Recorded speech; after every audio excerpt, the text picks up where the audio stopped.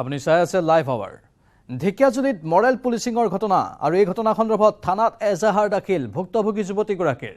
শুকুৰবাৰে অবৈধ সম্পৰ্কৰ অভিযোগ তুলি এহাল যুৱক যুৱতীক গুৰুলকৈ প্ৰহাৰ কৰিছিল বজৰং দলৰ কৰ্মীয়ে। কেৱল যুৱকজনকে নহয়, যুৱতীগৰাকীকো গুৰুলকৈ প্ৰহাৰ কৰা হৈছিল। যুৱক যুৱতীক আক্ৰমণৰ ঘটনাত জড়িত আছিল এগৰাকী যুৱতীও। দুই যুৱক যুৱতীক গুৰুলকৈ প্ৰহাৰ কৰাৰ লগতে একাংশই মোবাইলত বন্দী কৰিলে এই ভয়ংকৰ কাণ্ডৰ দৃশ্য।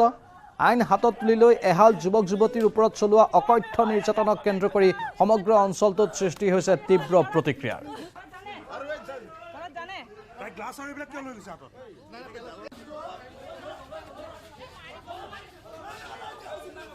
একাংশ উন্মত্ত লোকৰ এনেধৰণৰ আচাৰ আচৰণ আইন হাতত তুলি লৈছিল এওঁলোকে। তাৰ পাছতে থানাত এজাহাৰ দাখিল কৰিছে ভুক্তভোগী যুৱতীয়ে। আমাৰ সাংবাদিক হৰেণ ভূমিজ বৰ্তমান লাইভত আছে। হৰেণ, আৰক্ষীয়ে কি পদক্ষেপ গ্ৰহণ কৰিছে? চাওক জয়ন্ত, প্ৰাঞ্জল, কালি আচলতে ঢেকিয়াজুলিত এটা যি ভয়ংকৰ মৰেল পুলিচিঙৰ ঘটনা সংঘটিত হৈছিলে আৰু এহাল যুৱক যুৱতীক আচলতে প্ৰেমৰ অভিযোগত তুলি একাংশ উন্মাদ লোকে আচলতে নিৰ্মমভাৱে অত্যাচাৰ কৰিছিলে আৰু এই ঘটনাৰ খবৰ পাই ঘটনাস্থলীত ঢেকিয়াজুলি আৰক্ষীৰ লোক উপস্থিত হৈ ততাতয়াকৈ যিগৰাকী যুৱতী আৰু যুৱকক উদ্ধাৰ কৰি থানালৈ লৈ আনিছিলে আৰু তেওঁলোকক স্বাস্থ্য পৰীক্ষা কৰোৱা হৈছিলে। কিন্তু নিশা আৰক্ষীয়ে এই ঘটনাৰ সন্দৰ্ভত ইতিমধ্যে যুৱতীগৰাকীয়ে এজাহাৰ দাখিল কৰিছে আৰু এজাহাৰ বৰ্তমানলৈ কিন্তু পঞ্জীয়ন হোৱা নাই। এজাহাৰ আৰক্ষীয়ে গ্ৰহণ কৰিছে বুলি আমাক ঢেকিয়াজুলি আৰক্ষী থানাৰ ভাৰপ্ৰাপ্ত আৰক্ষী বিষয়াই জানিব দিছে।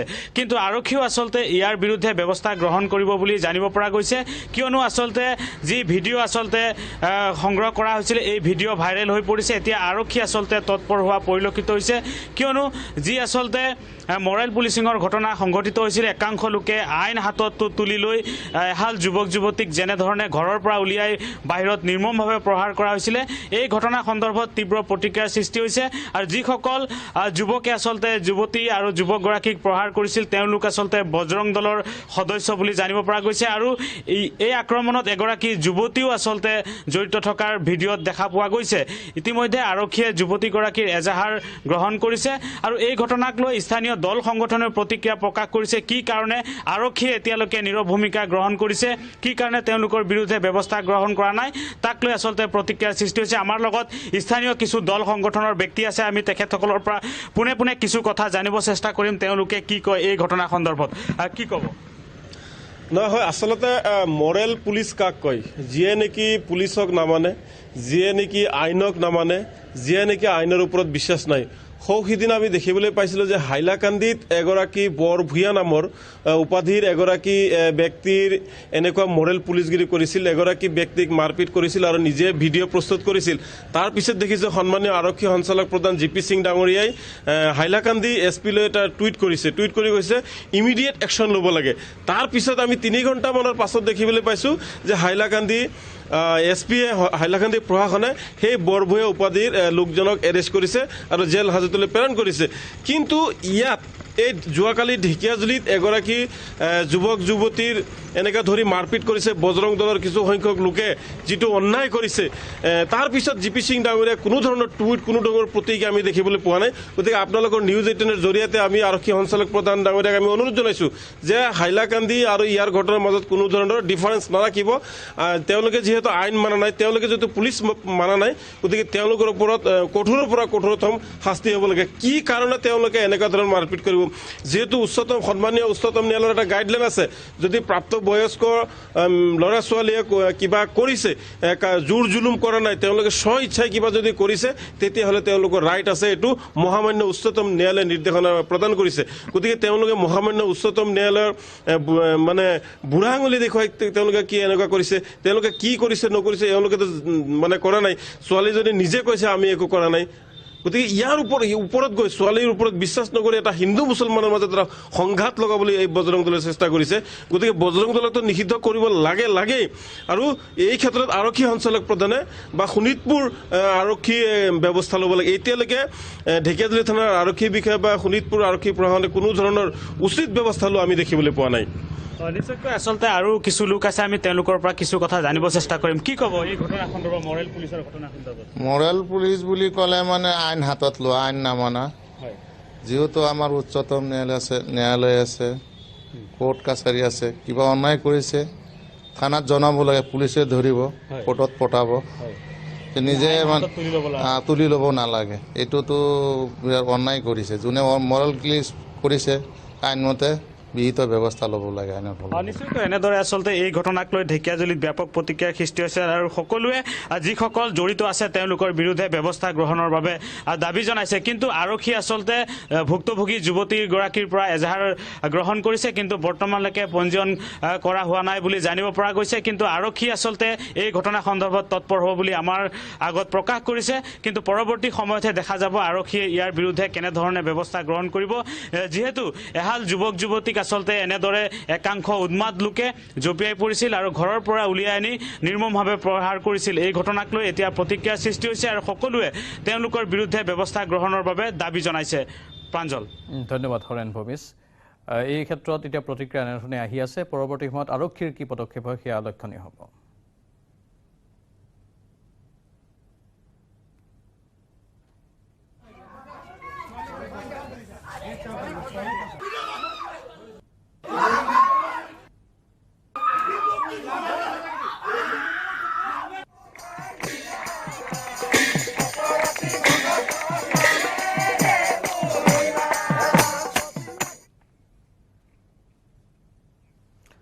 আজি শ্ৰীমন্ত শংকৰদেৱ সংঘৰ অধিৱেশনৰ দ্বিতীয়টো দিন।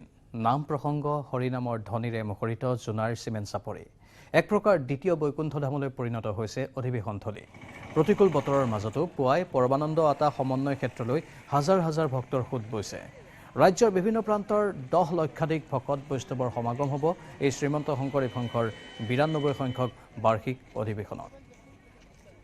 সুশৃংখলিতভাৱে সকলো কাৰ্যসূচী চলি আছে আৰু শ্ৰীমন্ত শংকৰদেৱ সংঘৰ অন্যতম এটা বৈশিষ্ট্য হ'ল শৃংখলাবদ্ধ ৰূপত অধিৱেশনসমূহ উদযাপন কৰা। প্ৰত্যেক বছৰে অধিৱেশন আয়োজন কৰে। এইবাৰ ধেমাজিৰ চিমেণ্ট চাপৰিত আয়োজন কৰা হৈছে আৰু বহু লোকৰ সমাগম হৈছে আৰু সুশৃংখলিতভাৱে সকলো কাৰ্যসূচী এতিয়ালৈকে সমাপন হৈ আছে।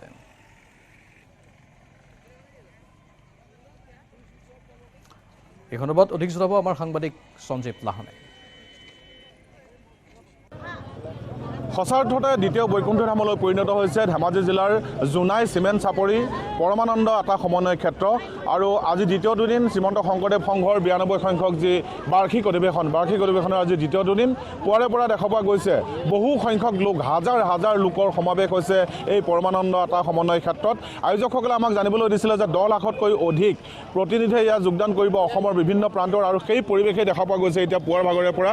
মই দেখুৱাই আছোঁ মূল তোৰণৰ সন্মুখত, আৰু ইয়াৰ উপৰিও শিবিৰসমূহতো এতিয়া যথেষ্ট সংখ্যক লোক আছে। তাৰ উপৰিও দূৰ দূৰণিৰ পৰা ৰেল যোগে হওক, বাছ যোগে হওক, বিভিন্ন প্ৰান্তৰ পৰা লোক আহি সমবেত হৈছে এই পৰমানন্দ আতা সমন্বয় ক্ষেত্ৰত আহি উপস্থিত হৈছে। আৰু সকলো এক কথাত ক'বলৈ গ'লে ভক্তিৰ ৰসত বুৰ গৈ আছে বুলি ক'ব লাগিব। ভক্তিৰ ৰসত বিলীন হৈ পৰমানন্দ আতা সমন্বয় ক্ষেত্ৰত অন্ততঃ এবাৰ মহাপুৰুষজনক পুনৰবাৰ সোঁৱৰিবলৈ আহিছে শ্ৰীমন্ত শংকৰদেৱ সংঘৰ বাৰ্ষিক অধিৱেশনৰ উপলক্ষত। বাইদেউ ক'ৰ পৰা আহিলে? শংকৰ গুৰু, আমি লখিমপুৰৰ পৰা আহিছোঁ। লখিমপুৰ আজি আহিছে নেকি? হয়, আহি আছোঁ। এতিয়ালৈকে শিবিৰত যোৱা পোৱাগৈ নাই, আহি খাৰা কিমান মানুহ হৈছে। আহিছে? আমাৰ কমচে 200-300 মান আহিছে। হয়, লখিমপুৰৰ পৰা। বাইদেউ আপুনি ক'ৰ পৰা আহিলে? লখিমপুৰৰ পৰা আহিছোঁ। এই চব লখিমপুৰ পৰা আহিছে নেকি? হয়। কিমান আহিছে লগত? আমাৰ লগৰ আহোঁতে এতিয়া বহু আপোনাৰ 300তকৈ বেছি অধিক আহিছে। কেনেকুৱা লাগিছে পৰিৱেশটো, সামগ্ৰিক পৰিৱেশ? ভালেই লাগিছে এতিয়া দেখি। ভাল লাগিছে ন? আৰু আছে লোক। বাইদেউ আপুনি ক'ৰ পৰা আহিলে? আমি লখিমপুৰ টাউনৰ পৰা আহিছোঁ। টাউনৰ পৰা। কিমান আহিছে লগত? লগত আমি 6জন আহিছোঁ। 6জন আহিছে। কালি নাহিলে, আজি আহিছে নহয়? আজি আহিছোঁ। থাকিব চাগে? আজি যামগৈ। আজি যাবগৈ, চাবলৈ আহিলে। আপুনি ক'ৰ পৰা আহিলে? মই লখিমপুৰ পৰা একেলগতে আহিছোঁ। হয়। আৰু আছে দূৰ দূৰণিৰ লোক আছে। মই কথা পাতিবলৈ যত্ন কৰিম। মই পুনৰ কৈছোঁ যে ৰেল যোগে হওক, বাছ যোগে হওক, এতিয়াও কিন্তু সোঁত বৈ আছে পৰমানন্দ আতা সমন্বয় ক্ষেত্ৰলৈ ধেমাজি জিলা জোনাই চিমেণ্ট চাপৰি। আপুনি ক'ৰ পৰা আহিলে বাইদেউ? কৃষ্ণ, আমি তিতাবৰ জিলা। তিতাবৰ জিলা। কিমান মানুহ আহিছে? আমি 60জন মান আহিছোঁ প্ৰায়। আজিহে আহিছে নেকি? কালি আহিলোঁ আমি। কালি আহিলে কি দেখিলে? কি নুশুনা বস্তু ইয়াত শুনিলে? নুশুনা কথা শুনিলে বা কি দেখিলে অলপ কওক। কেনেকুৱা লাগিলে? ভালে লাগিলে, খালি আৰু আমাৰ শিবিৰবিলাক বৰ ভাল নালাগিলে থাকি। কিয়? লাষ্টত পৰিলোঁ। অঁ শিবিৰবিলাক কি অসুবিধা পাইছে নেকি অসুবিধা পাল নাই এবাৰ তলটো হেৰি বোকা নিচিনা তলটো বোকা অঁ। হয় যথেষ্ট সংখ্যক লোক গোট খাইছে যিহেতু ইয়াৰ আয়োজকসকলে যথেষ্ট কষ্টও কৰিছে কিন্তু তাৰ মাজতে সুবিধা অসুবিধা থকাটো সৰু কথা সেইখিনি হয়তো যে সকলোৰে উদ্দেশ্য হ'ল ইয়াত গুৰুজনাক পুনৰবাৰ স্মৰণ কৰা বাইদেউ ক'ৰ পৰা আহিলে মই নলবাৰীৰ পৰা নলবাৰীৰ পৰা আহিছে। নলবাৰীৰ পৰা কেতিয়া আহিলে পৰহি আহিছোঁ কেনেকুৱা পাইছে ইয়াৰ পৰিৱেশ পৰিৱেশটো বেয়া পোৱা নাই ভালে পাইছিলোঁ কিন্তু অলপ অসুবিধা পাইছোঁ আমি শিবিৰবিলাকৰ কাৰণে শিবিৰবিলাক তাৰমানে বৰষুণৰ কাৰণে এই জিকা জোকা তাৰোপৰি কাৰেণ্টৰো অসুবিধা পাইছোঁ বহুখিনিয়ে অসুবিধা পাইছোঁ বহুখিনি অসুবিধা আছে কিন্তু বাইদেউ আৰু এটা কথা সোধো যে আৰু এনেকৈ মিটিং হ'লে অন্যান্য বাৰ্ষিক অধিৱেশনলৈ আপোনালোক আগতে গৈছিলে নাই গৈছোঁ কেনেকুৱা লাগিছিলে খুব ভালে পাইছোঁ আমি ভালে পাইছোঁ আচলতে কি বিচাৰি যায় মই এটা কথা সুধিব বিচাৰিছোঁ যে ইমান ধুনীয়াকৈ আপোনালোকে আহে দূৰ দূৰণিৰ পৰা আহে অন্তৰত এটা ভক্তিভাৱ লৈ আহে কি বিচাৰি আহে আচলতে এই অধিৱেশনবিলাকলৈ কি বিচাৰি আহে কৃষ্ণ চৰণ বিচাৰি আহোঁ ভকতসকলৰ ভিতৰত আমাৰ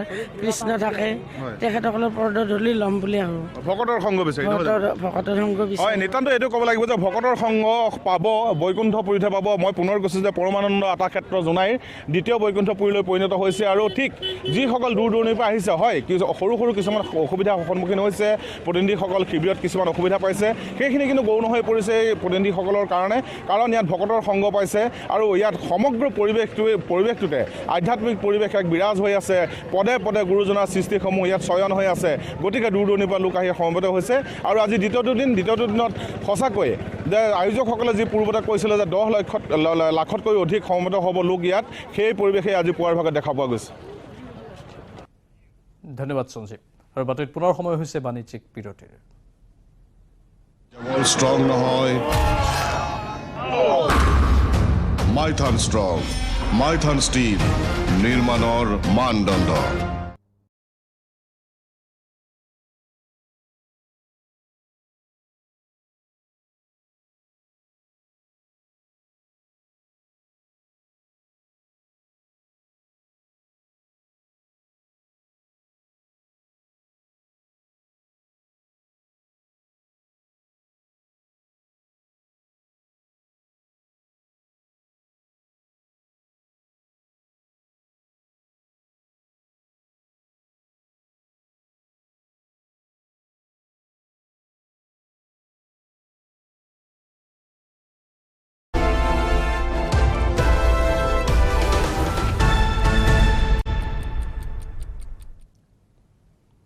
পুনৰ স্বাগতম ভাৰতত আৱিষ্কাৰ মূল্যৱান লিথিয়াম ভাৰতৰ অৰ্থনীতি সলনি কৰি দিব পাৰে এই আৱিষ্কাৰে জম্মু কাশ্মীৰত আৱিষ্কাৰ হৈছে লিথিয়ামৰ বৃহৎ ভাণ্ডাৰ 5.9 মিলিয়ন টন লিথিয়ামৰ সন্ধান পোৱা গৈছে তাত জম্মু কাশ্মীৰৰ ৰিয়াসী জিলাৰ সালাল হাইমানা এলেকাত আৱিষ্কাৰ হৈছে লিথিয়ামৰ বৃহৎ ভাণ্ডাৰ ইলেক্ট্ৰনিক সঁজুলিৰ বেটাৰী নিৰ্মাণৰ প্ৰধান সামগ্ৰী হৈছে এই লিথিয়াম মোবাইলৰ পৰা বৈদ্যুতিক বাহনলৈকে সকলো বেটাৰী লিথিয়ামেৰে তৈয়াৰ কৰা হয় G3 শ্ৰেণীৰ লিথিয়ামৰ ভাণ্ডাৰ পোৱা গৈছে জম্মু কাশ্মীৰত ইয়াৰ পূৰ্বে ৰাজস্থানৰ হিৰোহিত 2019 চনত G3 শ্ৰেণীৰ লিথিয়ামৰ ভাণ্ডাৰ পোৱা গৈছিল ৰাজস্থানৰ নাগৌৰৰ ৰেৱাত পাহাৰত 2019 ৰ পৰা 21 লৈ চলোৱা অনুসন্ধানত G2 শ্ৰেণীৰ লিথিয়ামৰ ভাণ্ডাৰ পোৱা গৈছিল ৰাজস্থানৰ নাগৌৰৰ মোহনগড়তো 2021-22 চলোৱা অনুসন্ধানত G3 শ্ৰেণীৰ লিথিয়ামৰ ভাণ্ডাৰ পোৱা গৈছিল বিশ্বত 22 নিযুত টন শোধনযোগ্য লিথিয়াম পোৱা যায় ইয়াৰে 9.2 নিযুত লিথিয়াম ভাণ্ডাৰৰ সৈতে শীৰ্ষত আছে চিলি ইয়াৰ পিছতে এতিয়া দ্বিতীয় স্থানত আছে ভাৰত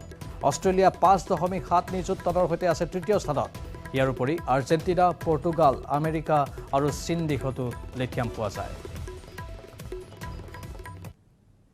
इनफैक्ट पिछले 5-6 साल से जो मुझे बताया गया है इस पर काम कर रहा था जो हमारे पास बॉक्साइट के जो रिजर्व्स हैं सलालकोट एरिया में और रिपोर्ट जो उन्होंने सबमिट की है जिसके तहत उन्होंने बताया कि 5.9 मिलियन टन्स ऑफ लिथियम जो है रिजर्व्स की अवेलेबिलिटी है इस बॉक्साइट कंपोजिट में वो एक काफ़ी क्या बोलते हैं सारे इनफैक्ट कंट्री के लिए मैं बोलूँगी कि बहुत खुशी की बात है क्योंकि आप जानते हैं कि लिथियम का मिलना मींस आज की डेट में हम उसको इंपोर्ट करते हैं और लिथियम यहाँ पर अवेलेबिलिटी है तो जो इलेक्ट्रिक कार्स में जो हम लिथियम बैटरीज की बात करते हैं या जो अपने मोबाइल्स में या आपके लैपटॉप्स में जहाँ जहाँ लिथियम का बैटरीज में इस्तेमाल होता है उसमें इस देश में अगर मिलना एक्सट्रैक्शन होना और मिलना वाकई हमारे लिए एक बहुत खुशखबरी की बात है इनफैक्ट जियोलॉजी एंड माइनिंग से भी हमने इनपुट्स ली हैं और हमारा जो चुब्बी एरिया है रियासी डिस्ट्रिक्ट में, जिसके एग्जैक्ट सेंट्रल कोऑर्डिनेट्स जो मुझे बताए गए हैं कि चुब्बी जो है वहाँ पर ये पूरा का पूरा एक ब्लॉक है। लगभग अंदाजन 4 से 5 हेक्टेयर की एरिया का ये ब्लॉक है, जिसमें ये जब भी गवर्नमेंट ऑफ इंडिया, क्योंकि मेजर मिनरल है, सैंक्शन करेगी तो इस ब्लॉक को ऑक्शन किया जाएगा। মৰিয়নিৰ ডিছৈ ভেলী বনাঞ্চলত পুনৰ নগাৰ ভয়াৱহ আগ্ৰাসন। বনাঞ্চল ধ্বংস কৰি কাঠফুলা মিল বহুৱাই অবাধ বন ধ্বংস কৰাৰ লগতে নিৰ্মাণ কৰিলে পথ। নগাৰ অবাধ বেদখল দেখিও নেদেখাৰ ভাও ল'বলগীয়া হৈছে অসমৰ প্ৰশাসনে। শুক্ৰবাৰে বিয়লি নগাৰ বেদখলৰ বিৰুদ্ধে অভিযান চলাবলৈ প্ৰশাসনৰ এটা দল উপস্থিত হৈছিল, যদিও জিলা উপায়ুক্তৰ নিৰ্দেশত অভিযানকাৰী দলটো উভতি আহিবলৈ বাধ্য হয়। অসমৰ প্ৰশাসনৰ এনে সোপাঢিলা নীতিক লৈ তীব্ৰ প্ৰতিক্ৰিয়াৰ সৃষ্টি হৈছে সীমান্তত।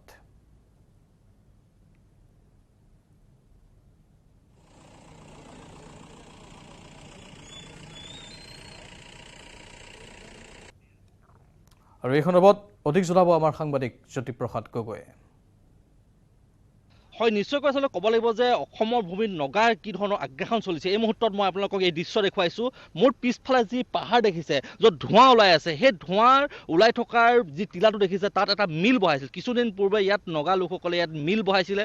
আৰু এই যি পথত মই উপস্থিত আছোঁ, অসমৰ ভূমি উদয়পুৰ, নাগাজাংকা উদয়পুৰৰ এইটো পথ আৰু এইটো অঞ্চল ডিছৈ ভেলী বনাঞ্চলৰ, কিন্তু এই পথটো নগাই নিৰ্মাণ কৰিছে। অসম চৰকাৰ, অসমৰ প্ৰশাসনৰ নাকৰ তলত এইবিলাক কাম চলি আছে, কিন্তু অসমৰ প্ৰশাসনে মৌন হৈ ৰৈছে, আচলতে কোনো পদক্ষেপ গ্ৰহণ কৰিব পৰা নাই। কিছু সময় পূৰ্বে তালৈ আচলতে অসমৰ প্ৰশাসন গৈছিল, কিন্তু অসমৰ প্ৰশাসনক আচলতে তেওঁলোকে যিসকল নগা লোক আছিল, তেওঁলোকে ভেঙুচালি কৰা বুলি জানিব পৰা গৈছে। ভেঙুচালি কৈছে অসমৰ লোকসকলে, অসমৰ প্ৰশাসনৰ লোকক আচলতে তেওঁলোকে দম দিছে, ভাবুকি দিছে। এনে এক পৰিস্থিতি বৰ্তমান অসম নাগালেণ্ড সীমান্তৰ মৰিনীত বৰ্তমান এই পৰিস্থিতি হৈ আছে। এনেদৰে আচলতে যি আগ্ৰাসন, ভয়াৱহ আগ্ৰাসন এই মুহূৰ্তত হৈছে বুলি ক'ব পাৰি। মই দেখিছে এইসকল লোক অসমৰ লোক। আপোনালোক ক'ৰ পৰা আহিছে? কি আনিবলৈ গৈছে আপোনালোক? এইবিলাক যে আপোনাৰ পাহাৰ দেখিছোঁ যে কাৰ হয়? এইবিলাক নগা হয়। আপোনাক কিমান দিনৰ পৰা দেখিছিলে এইবিলাক? আমি 8 বছৰৰ পৰা দেখিছোঁ। এই যে মিলটো যে কেতিয়া বহালে, এইটো মিলটো এতিয়া বেছি দিন নাই হোৱা। এই মিলটোত আপোনালোক নগা মানুহবিলাক দেখি থাকে ইয়াত? দেখি থাকোঁ। দেখি থাকে। সেই মিলটোত কি হয়? কাঠ ফালে নেকি? ইয়াত ফালে। কাঠ ফালে। ইয়াত গছ কাটিছে? কাটি থাকে। ভিতৰ ফালৰ পৰা গাড়ীত লোড কৰি আনে। কোনফালেদি উলিয়াই নিয়ে? গাড়ীবিলাক কোনফালে উলিয়াই নিয়ে? ভিতৰ ফালটি ওলাই আহে, মানে দেখিছোঁ আমি ইমানটোৱে। এইবিলাক কাৰ মাটি? এইবিলাক অসমৰ মাটি? এইবিলাকতো অসমে হ'ব লাগে। আৰু সেই য'ত মিল আছে সেইটো কাৰ মাটি?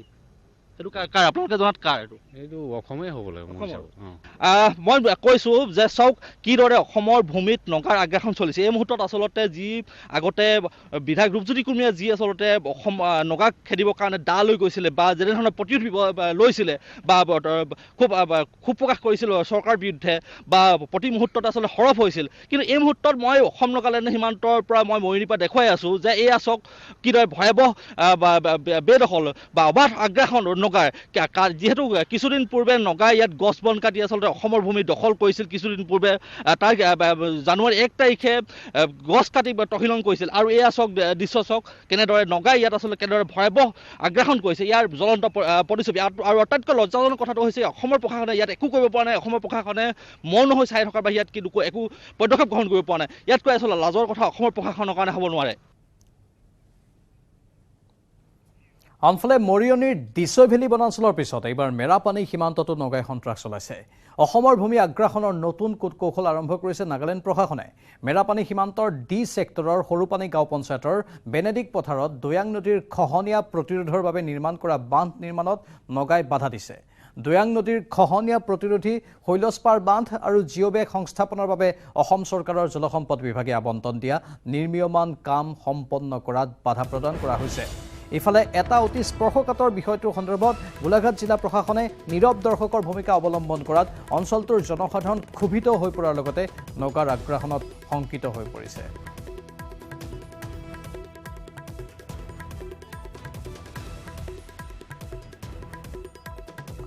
এই সন্দৰ্ভত অধিক জনাব আমাৰ সাংবাদিক অনমোল যাদৱে।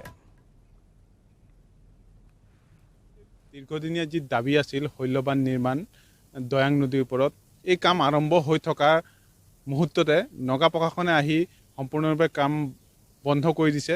তাকে লৈ সীমান্তত তীব্ৰ প্ৰতিক্ৰিয়া সৃষ্টি হৈছে। মই সামগ্ৰিক দৃশ্য পটতে নিজে অসমৰ দৰ্শকসকলক দেখুৱাম। এনেদৰে সীমান্তবাসীৰ দীৰ্ঘদিনীয়া যি দাবী আছিল দয়াং নদীৰ ওপৰত শৈলবান নিৰ্মাণ, এই শৈলবান নিৰ্মাণ জল সম্পদ বিভাগে কৰি থকা মুহূৰ্ততে নাগালেণ্ড প্ৰশাসন আহি সম্পূৰ্ণৰূপে অসমৰ ভূমিত তেওঁলোকে কাম বন্ধ কৰি দিয়াত তীব্ৰ প্ৰতিক্ৰিয়া সৃষ্টি হৈছে সীমান্তবাসী ডি ছেক্টৰ অঞ্চলত। মই স্থানীয় যিসকল ব্যক্তি আছে তেওঁলোকৰ প্ৰতিক্ৰিয়া ল'ম। দাদা, প্ৰথমতে আপোনাৰ নামটো জনাব, কি নাম আপোনাৰ? আমাৰ নাম তাছা বাৰ্লা ছাৰ। হয়, আপোনাৰ ঘৰ ইয়াতে নে? একেবেলি ইয়াতে ছাৰ। হয়, আপোনাৰ যেতিয়া দেখিছে এইটো কাম নগাই বন্ধ কৰি দিলে, এতিয়া আপোনালোকে যেতিয়া CRP ওচৰলৈ গ'ল, CRP কি ক'লে? CRP ক'লে এসপ্তাহত আমি বনাম বুলি কৈছে। হয়, এতিয়া কাম বন্ধ হৈ আছে? এতিয়া বন্ধ হৈ আছে। হয়, আপোনালোকে তাৰপিছত আপোনালোকে গোলাঘাট জিলাৰ প্ৰশাসনৰ কোনোবা লোক আহিছিলে নেকি? আমাৰ এয়া কি কয়, আমাৰ গোলাঘাটৰ নহয়, বেনেজবেথাৰ গামৰাকেইটা আহিছিলে। কিন্তু এটা কথা উল্লেখ কৰিব লাগিব, নগা এনে ধৰে কাম বন্ধ কৰি দিয়ে, গোলাঘাট জিলা প্ৰশাসনৰ কোনো বৰমূৰীয়া বা উপায়ুক্ত কোনো আহি এই স্থানত এতিয়ালৈকে পৰিদৰ্শন কৰা নাই। সীমান্তৰ উন্নয়নত প্ৰতিটো ক্ষেত্ৰত নগাই বাধা সৃষ্টি কৰি আহিছে, নাগালেণ্ড প্ৰশাসন বাধা সৃষ্টি কৰিছে। কিন্তু এটা কথা উল্লেখ কৰিবলৈ, ওচৰতে থকা ডি ছেক্টৰ CRPF বাহিনী তেওঁলোকে এতিয়ালৈকে কোনো মীমাংসা কৰি দিয়া নাই, বা গোলাঘাট জিলা প্ৰশাসন বা সীমান্ত দণ্ডাধীশো এই স্থানত উপস্থিত হোৱা নাই। সীমান্তত প্ৰতিটো ক্ষেত্ৰত নগাৰ যি বাধা, তাৰ প্ৰতি সীমান্তবাসী ৰাইজে ক্ষোভ উজাৰিছে আৰু গোলাঘাট জিলা প্ৰশাসনক ধিক্কাৰ দিছে। কিন্তু বাৰম্বাৰ নগা এনে কাৰ্যক তেওঁলোকে এতিয়ালৈকে কোনো ব্যৱস্থা গ্ৰহণ কৰা নাই। পৰৱৰ্তী সময়ত কি ব্যৱস্থা গ্ৰহণ কৰে গোলাঘাট জিলা প্ৰশাসনে লক্ষণীয় হ'ব। আৰু ইয়াৰ লগে লগে সময় হৈছে এটি বাতৰি পৰা বিদায় লোৱাৰ। নমস্কাৰ।